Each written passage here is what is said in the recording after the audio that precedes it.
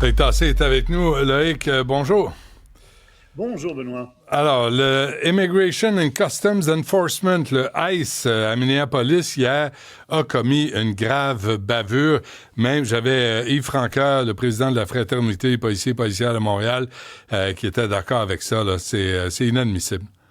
Oui, oui, quand on voit la vidéo, on voit bien que il y a personne qui était en danger. Il y a deux agents qui s'approchent d'un véhicule. Il y a une femme qui est au volant. C'est Madame Renée Good. Elle a 37 ans. C'est quelqu'un qui détient un diplôme en littérature anglaise. Elle a trois enfants, dont un jeune enfant de 6 ans qu'elle a eu avec son deuxième mari, qui malheureusement est décédé. Et ça se fait en face d'une église où des gens prient. Tous ces détails ont une importance parce que hier soir, Trump, sur son réseau social, a sorti en disant Ah, elle a mis un agent en danger, elle a essayé de l'écraser de manière vicieuse, etc. Ouais, il n'avait pas vu les vidéos. Il a regardé les vidéos ensuite, au ralenti en plus, paraît-il, puis on voit bien que, si tu veux, des agents s'approchent de cette femme qui est absolument pas dangereuse, probablement qu'ils lui demandent de se garer, de se ranger. Il y a Elle refus bouge, d'obtempérer. Il y a refus il y aurait refus d'obtempérer. d'obtempérer. On ne sait Ouais. pas si elle voulait s'enfuir ou si elle voulait tourner. Tu sais, écoute, tu as un fusil devant toi. Tu sais, tu as un gars qui a un fusil, un revolver, Ben ouais. puis c'est possible qu'elle ait essayé Ah. de s'enfuir. C'est possible qu'elle ait essayé de se garer aussi parce qu'elle fait un tournant, tu sais, comme ça. On ne sait pas ce qu'elle a fait exactement parce qu'elle était au milieu de la rue. Mais ils l'ont tiré. Ils l'ont tiré à bout portant dans la tête. Alors, Trump voit ça, évidemment. Puis on dit, oui, mais écoutez, là, il n'y avait personne qui était en danger. La réponse de Trump? Ah, euh, c'est la faute de Joe Biden et de ses politiques d'immigration. Écoute, là, c'est insensible. Au lieu d'admettre qu'il y a une bavure, puis je parlais de ça encore une fois avec Yves Franca, il y a des façons de réagir au refus d'obtempérer. Il aurait pu utiliser des voitures pour lui bloquer l'accès, mais pas tirer dessus, pas l'abattre. Ils mettaient C'est, personne en danger. ouais. Sa plaque d'immatriculation. Euh, ils- c'est Ah, oui. absurde ce qui vient de se passer. Ouais. Alors, il y a des manifestations à Minneapolis, qui est une ville qui fait quoi, 425 millions d'habitants pour la ville elle-même. 425 000, ouais. Oui, 425 000. L'agglomération, c'est 4,5 millions de personnes environ. Et il y a des gens qui manifestaient. Il y a eu des barricades ce matin. Il semble, je regardais tout à l'heure, que ça se disperse un peu, mais on a quand même fermé toutes les écoles dans la ville pour une semaine par crainte pour la sécurité des enfants. Et ici, tu vois qu'on fait de la politique avec ça, véritablement. Ouais. Le Mais des maire deux côtés, de hein? la ville, oui, oui, oui, absolument. Le maire de la ville essaie de faire du millage avec ça. Puis c'est quelqu'un qui est qui est vraiment en faveur des droits de la personne, etc. Il est très populaire. Il a été élu avec 53% des Ouais, voix. mais c'est un Mais tout de woke. même. C'est Justin Trudeau des maires des États-Unis. Et Attends, attends, il fait attends. partie des problèmes avec Tim Walz de la fraude là, qu'ils ont connu. On parle de Oui, mais 250 millions. attends un peu. Il y a des gens qui lui demandaient de fermer les postes de police dans la ville. Puis il a dit non, je ne ferai pas ça. Je vais réformer la police, on va l'aider, mais c'est pas vrai qu'on va fermer les postes de police puis qu'on n'aura pas de policiers. Alors, c'est pas non plus Ben non, mais quelqu'un là, qui est c'est complètement extrémiste un woke. peu. Fermer les. Oui, oui, Mais tu sais, complètement. dire non à la fermeture des postes de police, ça veut pas dire que t'es de centre.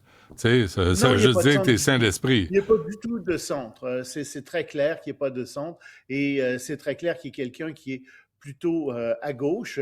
Mais tu sais, quand même, il réagit à ça, puis il fait, comme je te dis, il fait du minage politique, comme on disait.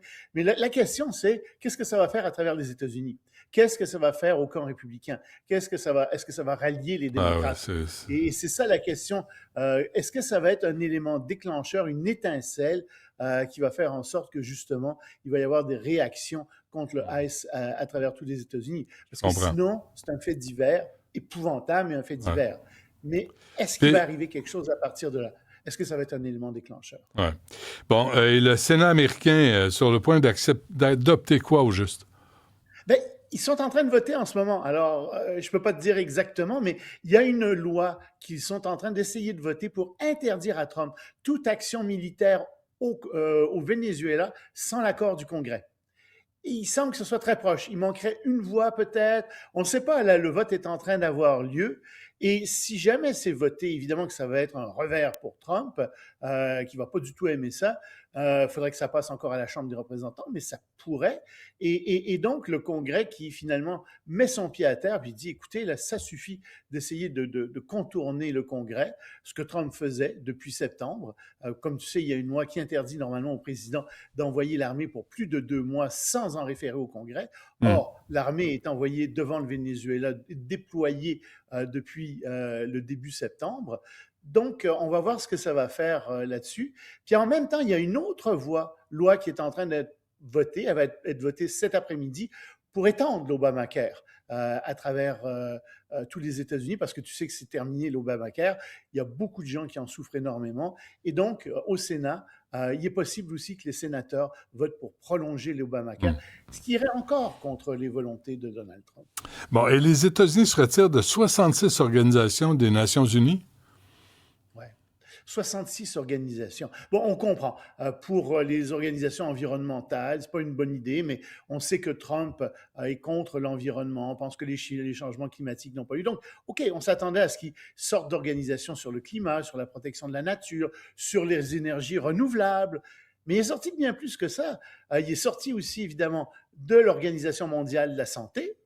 Puis ça, avec l'espèce de fou de Kennedy, ça augure très, très mal pour les États-Unis. Puis je souligne, cette espèce de fou imbécile qui est contre la vaccination.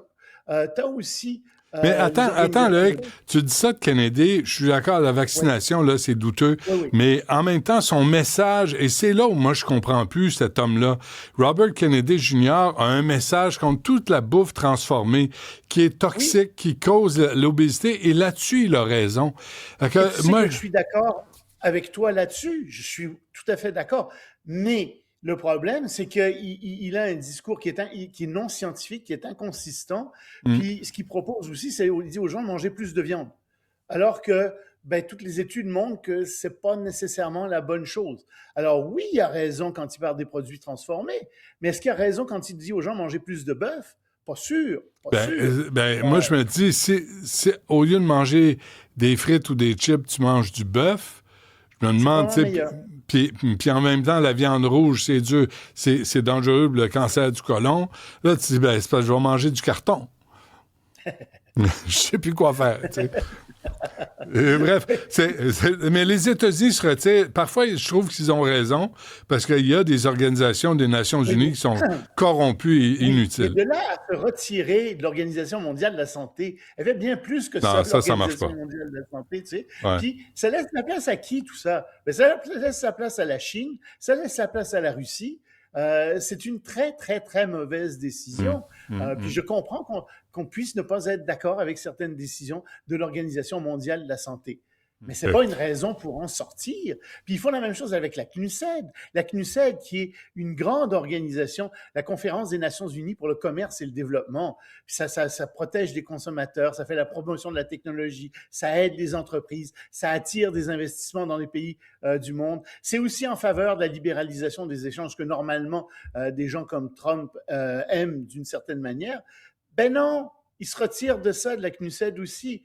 66 organisations. Et comme je te disais tout à l'heure, ça laisse le champ libre à d'autres pays, comme par exemple la Chine. Et c'est donc très mauvais pour les démocraties, pour les pays européens et pour le Canada. Ça va de soi que les États-Unis se retirent de toutes ces organisations-là, parce qu'encore une fois, ça laisse la place à des dictatures. Bon, on se laisse là-dessus, Loïc Tassier. Merci. À demain. Salut, à demain.